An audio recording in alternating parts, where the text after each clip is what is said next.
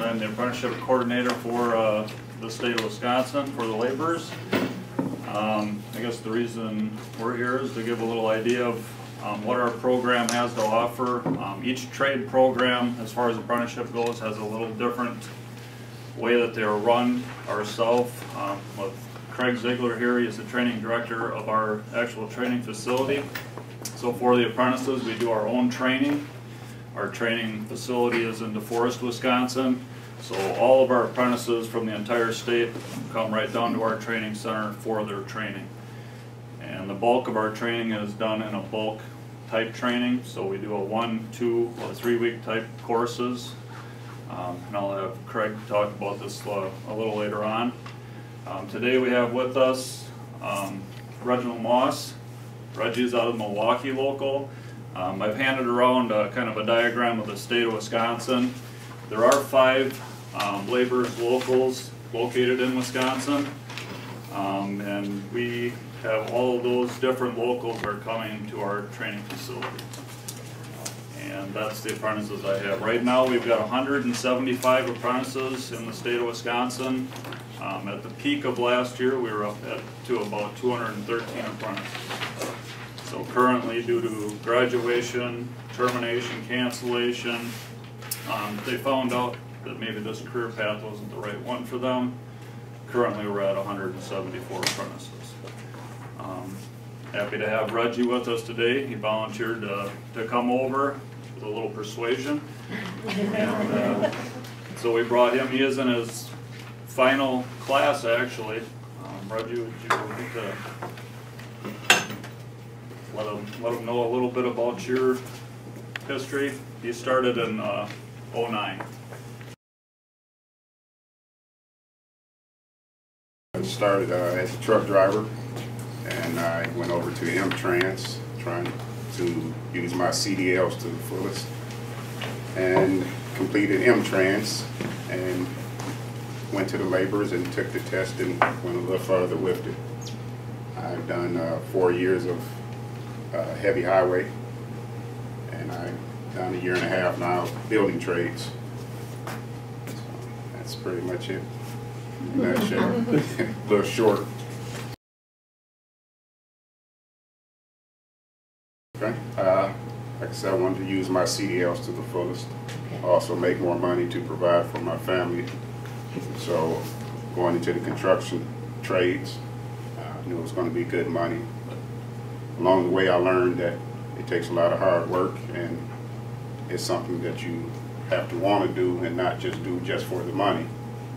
And that kind of makes you last a little longer, makes you more marketable to people, and you learn to do whatever you have to do to get the job completed safely.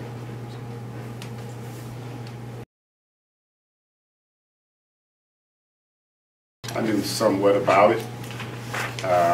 I didn't really take it too serious because it was something that I really didn't know what I wanted to do. But once I found out what I wanted to do, I pursued it. But the opportunities were there. It's just I didn't think of it at the time. So that's how I ended up in truck driving school from high school, and just went to the next level with it to keep growing up and maturing in the field.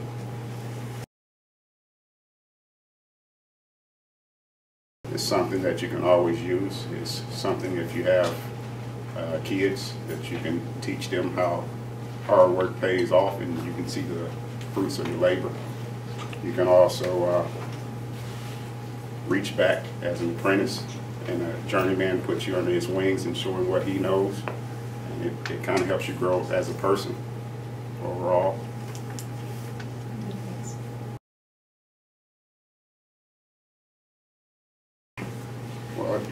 One, the experience.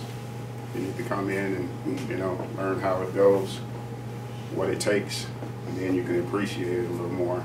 It's not given. You have to work very hard for it. So that's what you get out of it. Like I say, after you do it the right way and you meet so many people, it helps you grow as a person. Plus the money's good. And that's one of the things too that kind of from a marketing standpoint, that you're actually getting an education while you're earning. So during the summer months, and Reggie's fortunate enough to be working all year round, and him honing his skills in the different areas have made him capable of working all year round. A lot of times if you get put on board with a heavy highway contractor, your season is relatively limited. You're going to shut down after it gets too cold or climate change and all that. So normally about Thanksgiving, your asphalt companies are shutting down. But if your skills are such you can keep moving on, you maybe get put in a building with a building contractor. And that's exactly what Reggie's done. He started with a heavy highway contractor, now he's moved in with a building contractor, and as a journey person, he's got a lot more flexibility of being able to do that, to jump from a heavy highway contractor during the summer season, working a lot of hours and making that money during the summer, then also having the ability to go to a building contractor during the winter months and keep that full circle going, so it's not just a seasonal job anymore. This is a career.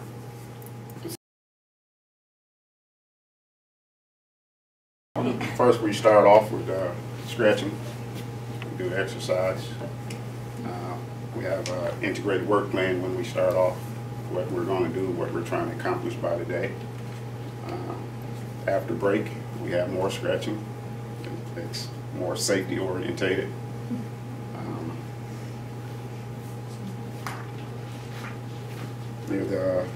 Pretty much we just have outlines of what we want to reach per day to make the weeks go by.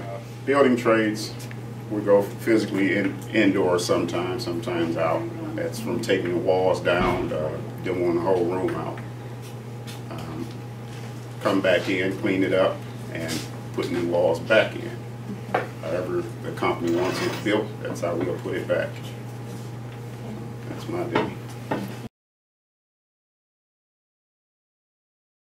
It's my job to make sure that the students are as diversified as possible.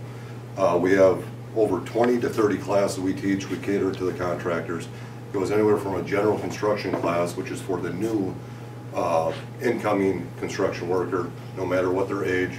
It's the basics on tool safety. It's the basics on how to break down concrete, how to get rid of it safely, how to wear the proper protection to keep them safe from any disease or illness. It goes all the way up to foreman prep class, blueprint reading class, 3-week sewer water class that Reggie's in right now. And that one encompasses all of them. We are always talking about safety, we're talking about communications, we're talking about how to get the job done the safest way possible and with the best results possible. So as Reggie has gone through our program, he's almost completed, he has seen that through communication, you get things done. And back when I started in construction and Ray started, communication really wasn't there. It was somebody screaming at you and telling you don't know what you're doing. And that's how we broke into construction work. Reggie hopefully had a different experience where through us, with the apprenticeship program, they learned the skills with us. We tell them make your mistakes at our training center because this is where you're going to learn. On the job site, you make a mistake, you could be done. Okay, so that is our goal with well-roundedness through environmental, through communications classes, through pipe laying, through building site, through concrete, through welding, small engines. So that's where we round out their training.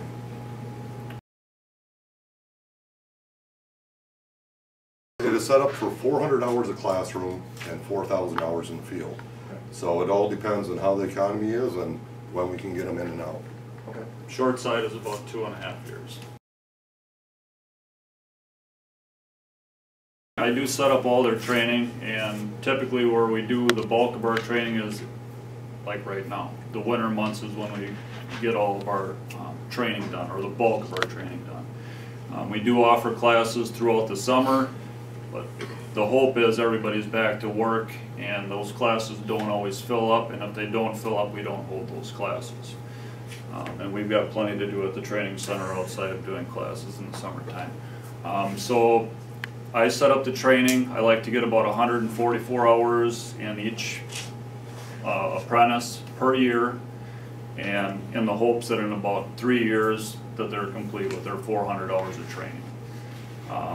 The apprentices themselves are able to definitely take more classes. I will schedule them the 144 hours, but if there's availability to the classes, they can go kind of on their own and take those courses. So if an apprentice is in a building contract, we're not going to take them from that contractor. That contractor's picked up this apprentice for them to build for their company. So we're not going to take them away from that contractor and put them with a heavy highway contractor.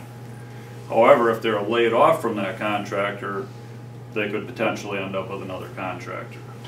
That original contractor does have the right to call that apprentice back. So the training is where we try to get the diversity within the person. We're not going to steal them from a contractor, put them with a heavy highway contractor to get the rounding that way. We try to do that with the training.